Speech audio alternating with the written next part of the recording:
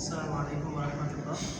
আজকে আমি Edward side এর ওরিয়েন্টালিজম বইয়ের মধ্যে বেশকৃত যে মিডিয়া ট্রেনিংয়ের তত্ত্ব, সেই তত্ত্বের আলোকে বাংলাদেশের একটি গুরুত্বপূর্ণ ঘটনা অর্থাৎ হেফাজতে ইসলাম এর আন্দোলন এবং এই আন্দোলন কেন্দ্রিক সরকারের যে ধরনের দমন নিপীড়ন এবং দমন নিপীড়ন পরবর্তী সময়ে বিদেশি মিডিয়ার যে ফ্রেমিং, এই ফ্রেমিংকে এডওয়ার্ড সাইডের দেওয়া তত্ত্বের আলোকে বোঝার চেষ্টা করব। কেস স্টাডি হিসেবে আমরা আলোচনা করব বিবিসির একটি সংবাদের, যে সংবাদটি 6 মে 2013 সালে শাপলা চত্বরের গণহত্যার পরপরই ছাপানো হয়েছে। শিরোনামটি ছিল এমন যে clashes over Bangladesh protest lead 27 dead. যদি আমরা এই হেডলাইন নিয়ে একটু কথা বলতে চাই, তাহলে আমরা দেখতে পারবো যে এই হেডলাইনের মধ্যেই আন্তর্জাতিক মিডিয়ার যে ওরিয়েন্টালিস্ট ফ্রেমিং, অর্থাৎ এটাকে এমনভাবে ফ্রেমিং করা হয়েছে এখানে নৈতিকতার আড়ালে এখানে সেই পাশ্চাত্য এবং প্রাচ্য এই দুই ফ্রেমিংয়ের আন্ডারে ওরিয়েন্টকে ব্যাখ্যা করার চেষ্টা করা হয়েছে, দেখানোর চেষ্টা করা হয়েছে। এখানে এক ধরনের সিলেক্টিভ ফ্রেমিং করা হয়েছে। আমরা যদি এই নিউজটার শব্দ চয়নের দিকে তাকাই, তাহলে আমরা সেখানে দেখতে পাই যে এখানে কিছু শব্দ এবং ফ্রেজ উল্লেখ করা হয়েছে, যেমন ইসলামিস্ট, প্রোটেস্টার আর স্ট্রিকার ফর্ম অফ ইসলাম, ইসলামের কট্টর রূপ, ইসলামিক প্রোটেস্টার, এই ধরনের শব্দ ব্যবহার করার মাধ্যমে ধর্মীয় গোষ্ঠী, একটা ন্যায্য দাবির যে গোষ্ঠী, এটাকে ধর্মীয় গোষ্ঠী অথবা হচ্ছে যে ইসলামের যদি একটা কট্টরপন্থী ভার্সন হিসেবে এটাকে দেখানোর চেষ্টা করা হয়েছে, যেটা এক ধরনের আদারাইজেশন অথবা আমরা বলতে পারি যে এটা হচ্ছে যে সিলেক্টিভ ফ্রেমিং। এবং আমরা দেখতে চাই যে ফ্র্যাগমেন্টেড ফ্রেমিংয়ের আরেকটা উদাহরণ হিসেবে বলা যায় যে যারা আন্দোলন করেছে তাদেরকে একপাক্ষিকভাবে রায়োটার, দাঙ্গাকারী বা স্টোন থ্রোনিং, পাথর নিক্ষেপকারী শব্দগুলো ব্যবহার করে তাদেরকে নেতিবাচকভাবে নেগেটিভ ফ্রেমিং করা হয়েছে। আবার কখনো কখনো তাদেরকে আক্রমণাত্মক ফ্রেমিংও করা হয়েছে, যেমনটা আমরা দেখতে পাই যে তাদেরকে ভেরি অ্যাগ্রেসিভ এই জাতীয় শব্দ বা শব্দ সমষ্টি ব্যবহার করে তাদেরকে চিত্রায়িত করার চেষ্টা করা হয়েছে, যেটার মাধ্যমে তাদেরকে এন্ডেঞ্জার্ড অথবা হচ্ছে যে ফোবিয়া তৈরি করা হয়েছে তাদের ব্যাপারে। এবং যদি আমরা এই সংবাদের অ্যাঙ্গেলের ব্যাপারে চিন্তা করি, তাহলে দেখা যায় যে এক ধরনের বাইনারি অপোজিশন তৈরি করা হয়েছে, অর্থাৎ সেকুলার ডেমোক্রেসি ভার্সেস ইসলামিস্ট, এই ধরনের একটা বাইনারি অপোজিশন তৈরি করা হয়েছে। এবং সবচেয়ে বড় কথা যেটা, পুরো সংবাদটি এমনভাবে সাজানো হয়েছে, এই সংবাদের দিকে তাকালে আমাদের এক ধরনের মনে হবে যে রাষ্ট্রীয় যে বয়ান এই স্বাভাবিক ঘটনার মধ্যে, এই ঘটনাটার মধ্যে রাষ্ট্রীয় বয়ানের এক ধরনের জাস্টিফিকেশন তৈরি করা হয়েছে। আমরা দেখতে পাই যে তাদের পুলিশের যে বয়ান সেটাকে বলছে যে the police had no option but to respond. এভাবে এই ধরনের শব্দ ব্যবহার করা বলা হয়েছে। প্রত্যেকে দেখা যায় যে আন্দোলনকারী বা যাদেরকে তারা রায়োটার হিসেবে দেখাচ্ছে তাদের কোনো ভয়েস বা তাদের কোনো মতামত, তাদের কোনো অবস্থান এখানে উল্লেখ করা হয়। এই ধরনের কথা বলার মাধ্যমে একপাক্ষিক একপেশে বয়ান হাজির করার মাধ্যমে রাষ্ট্রীয় যে দমন নিপীড়ন, রাষ্ট্রীয় যে সন্ত্রাসবাদ, সেটার এক ধরনের জাস্টিফিকেশন তৈরি করা হয়েছে। আমরা যদি সংবাদটার ভিজুয়ালাইজেশনের দিকেও থাকে, সেখানেও আমরা দেখতে পাই যে ক্যাপশনগুলোতে বারবার ইসলামিক এক্সট্রিমিস্ট, ইসলামিক সাপোর্টার, এই শব্দগুলোর সাথে ভায়োলেশনের চিত্র দেখানো হচ্ছে। আবার দেখানো হচ্ছে যে পুলিশ এবং টিয়ার গ্যাস, এগুলো টিয়ার রাবার বুলেট দেখানো হচ্ছে, এবং সেগুলোর সাথে এমন একটা ভাব আনা হচ্ছে যে যেন সংঘাতটাকে একটা অনিবার্য বাস্তবতা হিসেবে দেখিয়ে পুলিশকে বাধ্য করা হয়েছে এই ধরনের অবস্থান নেওয়ার জন্য। এবং এর মাধ্যমে একটা যে গণহত্যা এবং হচ্ছে যে আন্দোলনের ব্যাপারে যে ফ্রেমিং, এটা একটা সম্পূর্ণ একপাক্ষিক একপেশে বয়ান হাজির করা হয়েছে। এটা কত বাজে একটা কাজ হয়েছে সেটা বোঝার জন্য আমরা আলাদা একটা অল্টারনেটিভ বয়ান হিসেবে আমরা দেখব যে আল জাজিরার একটা নিউজ, যেখানে তারা শিরোনাম করেছে একই দিনের নিউজ, একই ঘটনার উপরে, যে বাংলাদেশ ক্ল্যাশেস ওভার ব্লাসফেমি ল। এই শিরোনামের মাধ্যমে তারা এখানে বাংলাদেশের যে এই ঘটনাটার মূল কারণ কী, মানুষের দাবি দেওয়া কী, এবং হচ্ছে দুই পক্ষের দাবি দেওয়া, দুই পক্ষের বক্তব্য এখানে ভালোভাবে আনা হয়েছে। এবং সবচেয়ে বড় যে বাস্তবতার বিষয়টা, সেটা হচ্ছে যে বিশাল যে অভিযান হয়েছে আন্দোলনকারীদের বিরুদ্ধে, প্রায় 10,000 নিরাপত্তা বাহিনীর সদস্য তারা ব্যবহৃত হয়েছে, এবং শত শত আন্দোলনকারীকে তারা আধারে কোনো ধরনের ওয়ার্নিং না দিয়ে হত্যা করেছে নৃশংসভাবে। এবং সেগুলোকে কোনোভাবে মিডিয়াতে আসতে দেওয়া হয়নি, মিডিয়ার এক ধরনের নিষেধাজ্ঞা আরোপ করা হয়েছে। এবং আন্দোলন যে ব্যাপকতা এবং সাধারণ সর্বমহল থেকে আন্দোলনটা যে ধরনের সামাজিক এবং জাতীয় পর্যায়ে যে গ্রহণযোগ্যতা সেটাকেও এখানে তুলে ধরা হয়েছে। স্বাভাবিকভাবে আমরা বলতে পারি যে এই নিউজটা যেভাবে নিরপেক্ষতার মানদণ্ড বজায় রাখতে পেরেছে, কিন্তু দুর্ভাগ্যজনকভাবে বিবিসি যে মিডিয়া সেটা পারেনি। কেন পারেনি?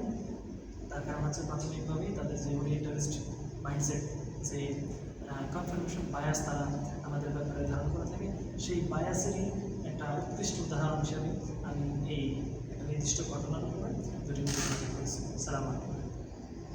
আসসালামু আলাইকুম ওয়া রাহমাতুল্লাহি ওয়া বারাকাতুহু। আজকে ফ্রেমিং থিওরি নিয়ে একটি আলোচনা করব ইনশাআল্লাহ।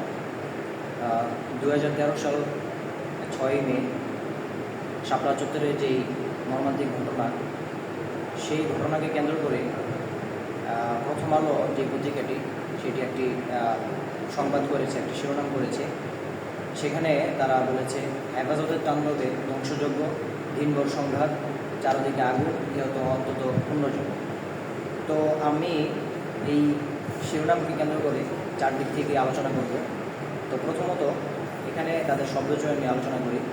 যেমন তারা এখানে বলেছে যে হেফাজতের তাণ্ডবে ধ্বংসযজ্ঞ, অর্থাৎ তারা বোঝাতে চেয়েছে যে মূলত হেফাজত এখানে বিভিন্ন দোকানপাট আগুন লাগিয়েছে এবং মানুষদেরকে বিভিন্নভাবে কষ্ট দিয়েছে। সেটাকে রুখতেই পুলিশ অথবা সামরিক বাহিনী তাদেরকে বাধা দিয়েছে। কিন্তু বাস্তবতা হচ্ছে সম্পূর্ণ ভিন্ন, যেটাই একটু পরে ইনশাআল্লাহ আলোচনা করব। দ্বিতীয়ত তারা শব্দচয়ন করেছে নিহত অন্তত 15 জন।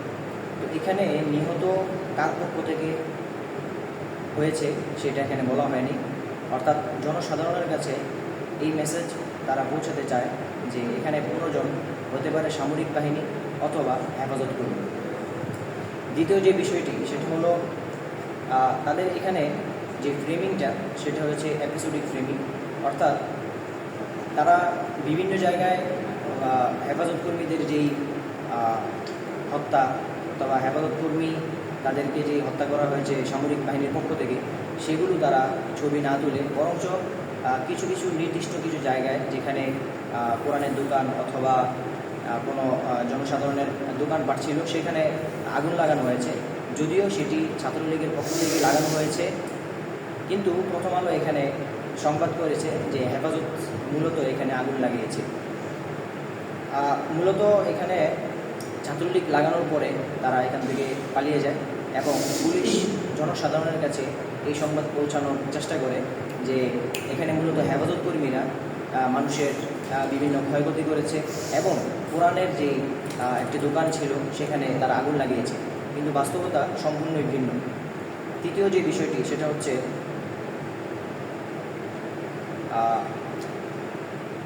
বাস্তবতা, অর্থাৎ এখানে মূলত আসলে কী ঘটেছিল। তো আমরা যদি 2013 সালের এই 6 মের দিকে লক্ষ্য করি, তখন দেখা যায় যে মূলত হেফাজত কর্মীরা একটি বিষয়কে কেন্দ্র করে এখানে মাঠে নেমেছিল এবং তাদের উদ্দেশ্য ছিল তাদের যে দাবি দেওয়া সেগুলো সরকার মেনে নেবে। কিন্তু সরকার পরবর্তীতে এই ধরনের অবস্থা থেকে কোনো কিছু সামলাতে না পেরে সরাসরি সামরিক বাহিনী নামিয়ে দেয় তাদেরকে যেভাবেই হোক উৎখাত করতে। সেক্ষেত্রে দেখা গিয়েছে যে পুলিশ এবং সাথে ছাত্রলীগ তারা প্রথমত বিভিন্ন বেশভূষায় তারা বিভিন্ন দোকানপাটে আগুন লাগিয়েছে এবং তারা সেখান থেকে চলে যায়। ফলশ্রুতিতে পুলিশ পরের দিন অথবা এর আগের দিন রাত্রেবেলা তারা এই সংবাদগুলো মানুষের কাছে পৌঁছায় এবং জনসাধারণের কাছে তাদের যে একটা আবেগ সেটাকে কাজে লাগিয়ে তারা হেফাজতের কর্মীদেরকে খুব খারাপভাবে পিটিয়েছে এবং এর দ্বারা জনসাধারণ সেরকম কোনো রিয়াকশন নেয়নি, কারণ তাদের কাছে এই সংবাদই পৌঁছানো হয়েছে যে মূলত তারাই এই যে দোকানপাটগুলো সেগুলোতে আগুন লাগিয়েছে। তো এটাই হচ্ছে আসল বাস্তবতা। আসসালামু আলাইকুম। আসসালামু আলাইকুম রহমতুল্লাহ বরকাত। আজকে আমরা বিশ্লেষণ করব হেফাজত ইসলাম কর্তৃক 2013 সালের যে ঐতিহাসিক ট্র্যাজেডি, এটার সংবাদ শিরোনাম সম্পর্কে। বিভিন্ন দেশীয় ও বিদেশি মিডিয়া এটাকে নিজ স্বার্থে ব্যবহার করে তারা বিভিন্ন প্রকার শব্দের মারপ্যাঁচ এবং শব্দচয়নের মাধ্যমে এই ঘটনাকে, এই আন্দোলনকে হিংস্রতা বা বিভিন্ন শিরোনামে ব্যক্ত করেছে। আমরা আজকে দৈনিক বাংলার শিরোনাম নিয়ে আলোচনা করব। 5ই মে 2013 সালের সংবাদ শিরোনাম ছিল হেফাজতে হিংস্রতার সেই রাত। আসুন দেখি আমরা তারা শব্দচয়নের মাধ্যমে কিভাবে মনস্তাত্ত্বিক প্রভাব ফেলার চেষ্টা করেছে। হেফাজতে বলে তারা সরাসরি একটি নির্দিষ্ট গোষ্ঠীকে একমাত্র এই সংঘর্ষ, এই সহিংসতার কারণ হিসেবে চিহ্নিত করার চেষ্টা করেছে এবং শিরোনামে হিংস্রতা বলে ঘটনার মূল বৈশিষ্ট্যকে শান্তিপূর্ণ আন্দোলন থেকে বের করিয়ে সহিংসতাকে প্রতিষ্ঠা করার জন্য উল্লেখ করেছে এবং সেই রাত বলে সেই ঘটনাটিকে শ্রোতা এবং দর্শকদের মাঝে এক ধরনের নেতিবাচক প্রভাব উস্কে দেওয়ার জন্য তারা পায়তারা চালিয়েছে।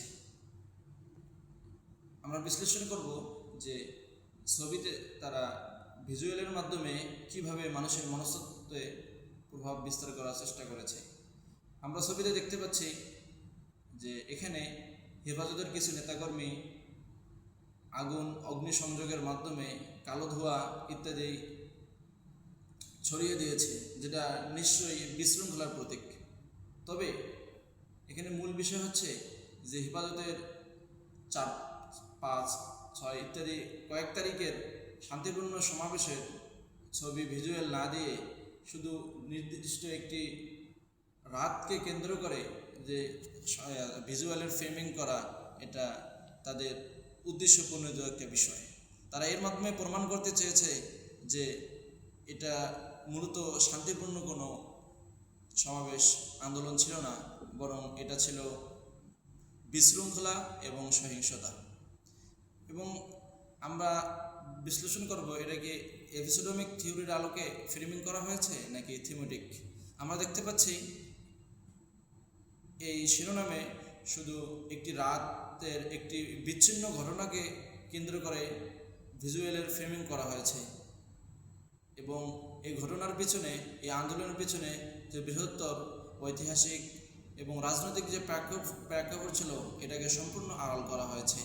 তাই আমরা বলতে পারি এটা হলো এপিসোডমিক থিওরির আলোকে এটাকে প্রণয়ন করা হয়েছে।